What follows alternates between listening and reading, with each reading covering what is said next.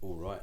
Topic 2, divorce. So we looked at why do people fall in love and why do people get divorced. We've got 4 lessons in this in this topic, and we're going to look at the demand withdrawal pattern first of all.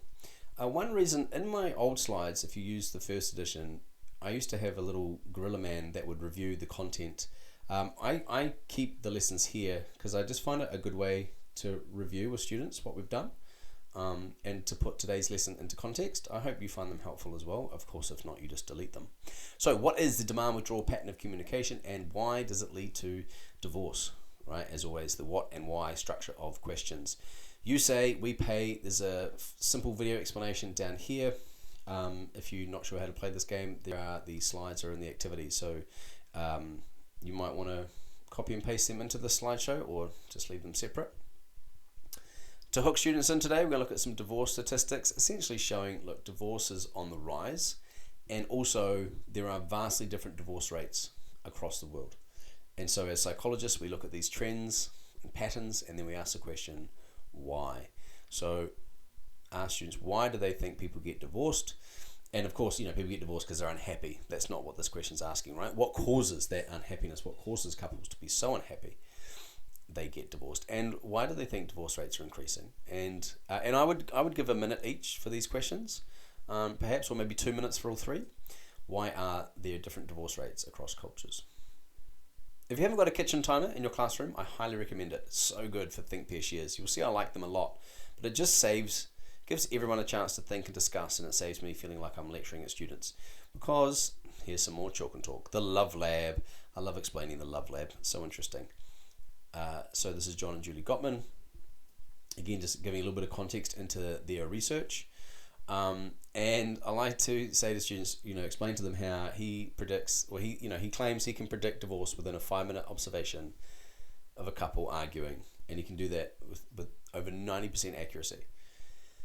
If they could have him observe their, your student and their future partner, their future husband or wife, would they want them to do it? Would they want Gottman to go, yeah, I think you guys are going to be fine, or you're going to get divorced?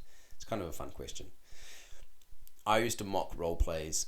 I've got a few in this unit because I think it's just the best way to show, with this particular one, with couples and arguing and patterns of communication, I think it's really, really useful. So here I think I've recommended groups of 3. Have a narrator. It's kind of fun, but they all plan and write, and plan out what they're going to do. And I put some, to give it a little bit of structure and to help them, I put a planning page with some notes and guiding questions in the workbook, so to actually get students to plan things out first, and then they've got 10 minutes to read, plan, and rehearse, and then you can have volunteers to perform. Now, so here they're role playing the disasters, right? Reenacting the demand withdrawal pattern of communication, and then now they try to show the opposite, right? How might a happy couple discuss an issue? And there's some information in the textbook to help them.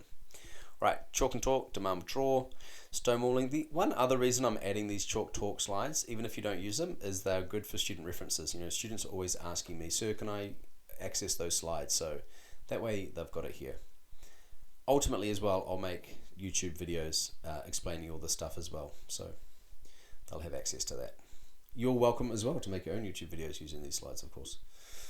Or your own videos just for your students. Right, okay, stonewalling, marital satisfaction. And this is interesting. I find this really interesting, why men typically are the stonewallers, and heart rate.